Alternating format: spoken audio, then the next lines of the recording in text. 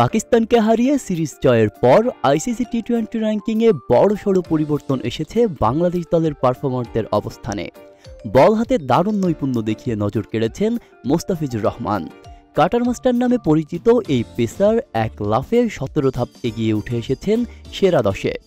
653 rating নিয়ে বর্তমানে তিনি রয়েছেন নবম স্থানে, যা এখন পর্যন্ত একজন বাংলাদেশি বোলারের সর্বোচ্চ অবস্থান।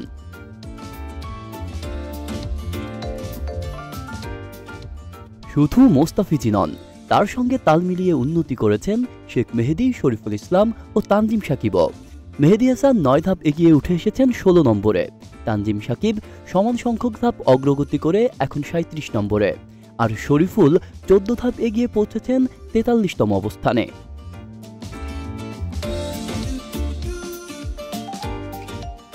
ব্যাটারদের মধ্যে সবচেয়ে বেশি অগ্রগতি এসেছে তরুণ ওপেনার তানজিদ তামিমের। সাম্প্রতিক সময়ে ধারাবাহিক ব্যাটিংয়ে নজর কাড়ার পর 18 ধাপ এগিয়ে তিনি এখন আছেন 37 নম্বরে।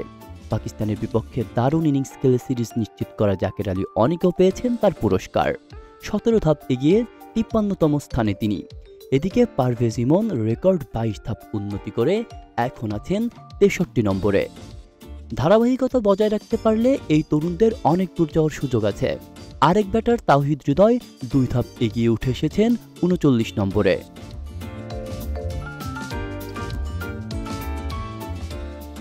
একসময় র্যাঙ্কিংয়ের নিচের সারিতে থাকা বাংলাদেশ এখন শ্রীলঙ্কা ও পাকিস্তানের বিপক্ষে টানা সিরিজ জয় করে নিজেদের অবস্থান অনেকটাই বদলে দিয়েছে।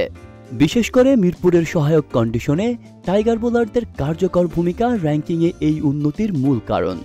যদি এই পারফরম্যান্স ধারাবাহিকভাবে ধরে রাখা যায়, তবে আন্তর্জাতিক ক্রিকেটে বাংলাদেশের অবস্থান আরও দৃঢ় হতে বাধ্য।